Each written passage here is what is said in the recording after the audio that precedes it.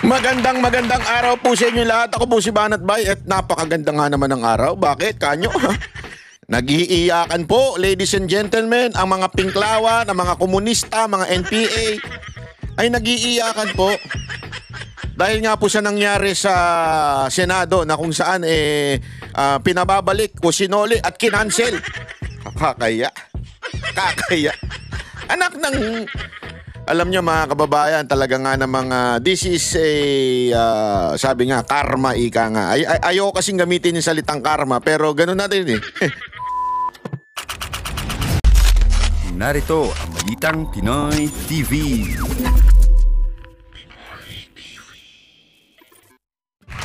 Magandang araw po sa inyo lahat. Ako po si Banat Bay at napakaganda nga naman ng araw. Bakit? Kanyo? Nag-iiyakan po, ladies and gentlemen, ang mga pinklawan, ang mga komunista, mga NPA ay nag-iiyakan po. Dahil nga po sa nangyari sa Senado na kung saan pinababalik o sinoli at kinansel. Kakaya. Anak ng... Alam nyo mga kababayan, talaga nga namang this is a, sabi nga, karma, ika nga. Ayaw kasing gamitin yung salitang karma, pero ganun natin eh. Pero bago po mangyari ang mga ganyang klaseng usapan, ulitin lang po natin mga kababayan, baka naman pwede mag-subscribe na po kayo kasi sa mga nanonood, 52% hindi nakasubscribe. Pero alam nyo nakita ko yung statistics medyo umaangat na po ito. Marami na po ang nanonood na nakasubscribe. Pero kung maaari pa, yung iba pa, yung remaining na nanonood, baka naman pwede tayo mag-subscribe. Okay. Ito na nga, pag-usapan na po natin. Bakit kanyo? Bakit ko nasasabing karma? Kasi alam nyo, ang problema kasi ganito. Kanila pong pinaspas, kanila pong hindi pinadaan sa tamang paraan. Hindi po nila ginawa yung due process na tinatawag na supposedly sana tinalakay yung first impeachment, second. Kasi alam mo kung bakit? Ang ginawa nila, nag-antay sila, wala kasi silang sapat na ebidensya o maayos na, alam mo yon, maayos na kaso, ika nga, para ipatanggal si VP Sara Duterte. Siguro nung nakita yung unang impeachment, ampaw to. Dagdagan niya yan. Second impeachment, ampaw na naman. Kulang pa yan. Third impeachment, naku po, ampaw pa lalo. Sabi, fourth impeachment, ayan na. Ito, okay na to. Ngayon, biglang doon na kagad, which is bawal po yun. Bakit? Kasi ang mangyayari nga po dyan, parang yung sinasabi nilang fishing na yan, yung nangingisda. Bakit kanyo? Kasi ang mangyayari, ganun na lang lagi ang gagawin. Tatanggap ng 10, 50 impeachment complaint, tapos maghahanap ng kaso. Yun nga yung sinasabing parang nagpipishing naghahanap ka lang ng kaso, kahit wala naman talagang kaso. Diba? Tapos, sasampahan mo ngayon, pag-iipon-ipunin mo, tapos tsaka mo isasubmit sa Speaker of the House. Na which is mali. Diba? Yun yung sinasabing merong provision sa ating konstitusyon na immediately. Gigil na gigil sila dun sa forthwith. Isipin nyo ito yung kanilang ginagamit pa ulit sa Senado na forthwith, dapat talakayin na, simulan na. Nabuisit yung mga senador. Gago! Forthwith pala, mga animal kayo kinukulit nyo kami. Siguro gano'n na nangyari, di ba? Ang ina nyo. Forthwith Okay. Ito ang forthwith nyo. Di ba sabi sa konstitusyon, immediately, pag natanggap ng Secretary General ng Kamara, immediately papasa sa Speaker. Bakit inantay nyo hanggang fourth impeachment? Di na forthwith sila. Gago! Kaya nga sabi ko sa inyo, karma. Ika nga, karma talaga yung nangyari. Bakit to kanyo? Talagang, yung mismong pinanga-atake ng Congress sa Senado para simulan yung impeachment, ay yun ang ibinalik ng Senado. Bakit kayo? Sa inyo nga, hindi nga forthwith ang ginamit immediately. Kahapon, pinaliwanag ko anong pinagkaiba ng forthwith at saka immediately. Ang immediately, ang mas strong emphasis na kailangan agad-agad. Hindi ito mag-aantay. Hindi pwedeng, sabi nga sa korte, in a legal term o sa pagdating sa mga kaso, pag sinabi ng judge, release that person immediately. Hindi pwedeng sabihin ng BJMP o ng mga pulis, sandali, pag-aaralan muna namin ito. Aayusin muna namin yung dokumento. Sandali lang, sandali. Chotomate. Hindi pwedeng ganoon. Immediately, pag sabi ng korte, ito ang order. Pak, mababasa nila yan. Release the accused immediately. Oh, di ba? Yun yung release kagad. Oh, di ba? Hindi pa pwedeng mag-antayan. Inutos ng korte. Ganon yung nangyari doon sa kamera. Sabi doon sa konstitusyon, immediately. So dapat, pasok kagad. Oh, pasa mo kagad. Hindi pa pwedeng laruin mo muna yung bola. Ganon yun eh. Pag sinabi sa'yo ng coach, pasa mo agad pagtanggap mo ng bola. Ipasa mo agad. Hindi pa pwedeng, sandali, gusto ko munang mag-dribble dito. Di-dribble ko muna to. Tsaka ako ipapasa dun sa taga-tira. Hindi pwedeng ganun. Immediately nga di ba? Yun yung sinasabi. Ano man yung forthwith? Yung forthwith nga, pag sinabi ng korte, we need produce the witness, forthwith the witness. Yeah? Pag sinabi na yon, di ba? Kailangan, ilabas mo kagad yung witness sa nauukol na time o sa walang delay pero yung nasa oras. Ibig sabihin po nun, halimbawa, magta-travel ka pa o di kaya kailangan mo ng mga court order na para puntahan yung isa, yung warrant, kailangan mong puntahan. Kailangan meron ka munang kung mag-delay man ay dahil meron kang sapat na dahilan. Di ba? Kung i-delay man, halimbawa, yung witness nasa ospital. Di ba? Pag sinabing forthwith, antay mo muna ma-release ng ospital kasi naghihingalo na. Hindi pa pwedeng iutos ng judge na, immediately, kahit mamamatay na yan, dalin mo dito yan. Hindi pwedeng gayon, di ba? So, ayun yung pinagkaiba nun. Bintang sila ng bintang na dapat forthwith, nayari tuloy sila. Yun yung sinasabi kong nakarma itong mga animal na to. Ngayon, dahil siya nakarma itong mga animal na ito, iyak ng iyak.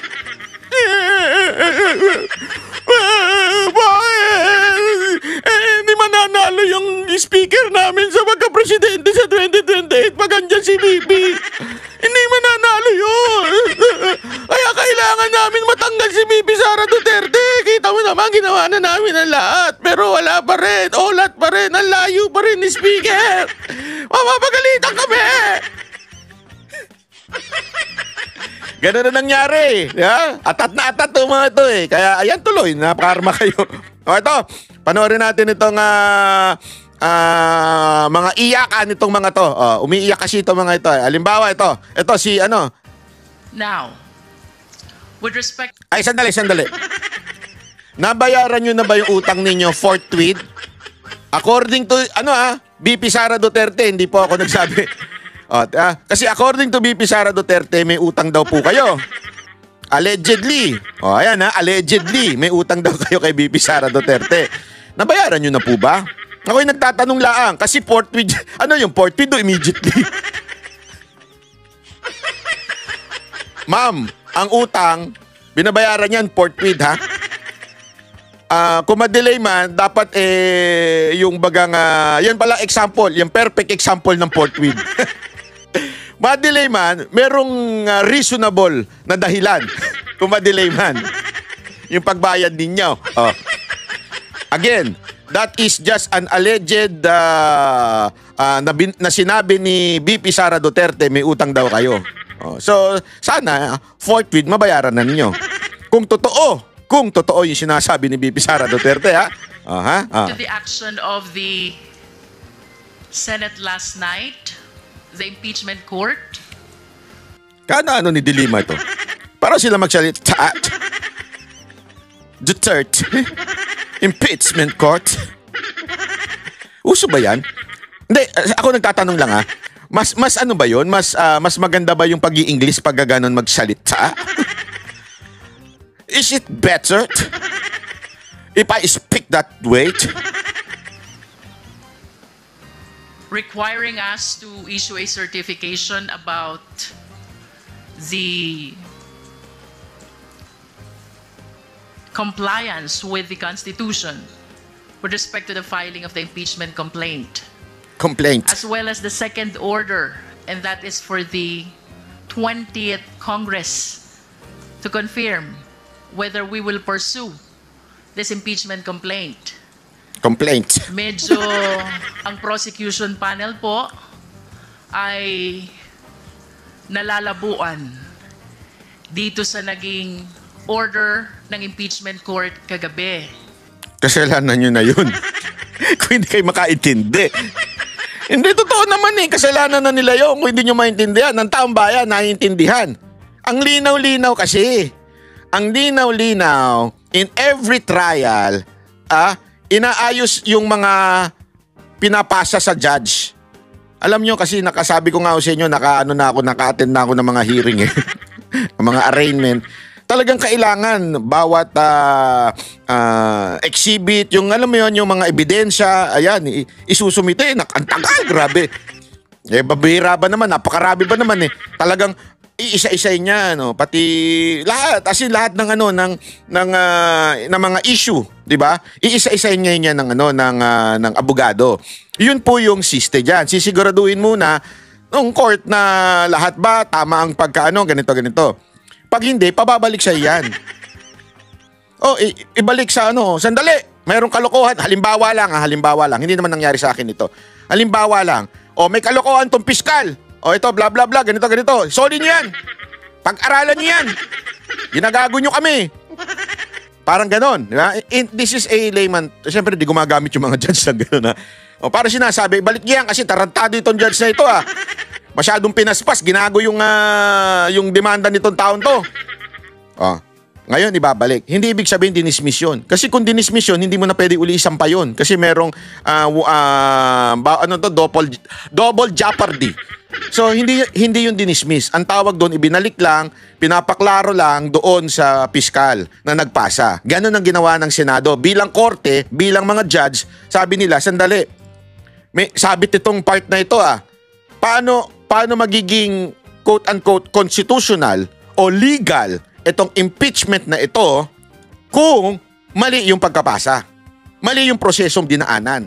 Paano magiging legal itong impeachment complaint na ito? Yun ang sinasabi ngayon. Kaya ngayon, linawin ninyo sa amin. Although yung isa, dalawa yung reason kung bakit ibinalik. Yung isa, huwag na natin pansinin kasi siyempre, sasabihin naman nila, interesado sila eh. So we resolve to seek the clarification of the impeachment court. With respect to the first order about the certification pertaining to our compliance with the Constitution in filing the impeachment complaint, we maintain our position. Sumunod po kami fully and strictly to the requirements of the Constitution. We did not violate the one-year prohibition rule. With respect to the second order, it is impossible to be complied with because, first of all, 20th Congress doesn't exist yet. Tayo po ay nasa ika-11 na kongreso pa lamang. Mag-a-adjourn pa po and we will be looking forward na mag-convene naman ang pa-20 kongreso ng Pilipinas. That will be on July 28, simultaneous with the SONA. I wish to add, nakatanggap po tayo ng liham, or should I say, nakakita ng liham from the social media that the anticipated presentation of the articles of impeachment is canceled. Ang sabi po ng ating presiding officer ng impeachment court, the referral of the verified complaint to the impeachment court mooted already the presentation and the reading of the articles. This will be part of the clarification that we will be seeking from the impeachment court. Sapagkat batid po natin na itong presentation ng articles ay bahagi ng Senate Rules on Impeachment. And we seek the guidance, we seek the enlightenment of the impeachment court so we can properly comply to the order that they issued last night. Finally, we wish to take advantage of this opportunity upang pasalamatan po ang taong bayan. Sa lahat po ng sumusuporta sa prosecution panel, sa House of Representatives. We had a mass this morning attended by different civil society groups. Ayan na naman yung civil society nila. May mga religious leaders. Ayan na naman sila. And even victims Naku, ng nung EJK. Pati EJK. Maraming Ayop. salamat po. Rest Ayop assured, talaga. ang House of Representatives, ang prosecution panel, naninindigan po. Tuloy ang laban para sa katotohanan, hustisya, at pananagutan.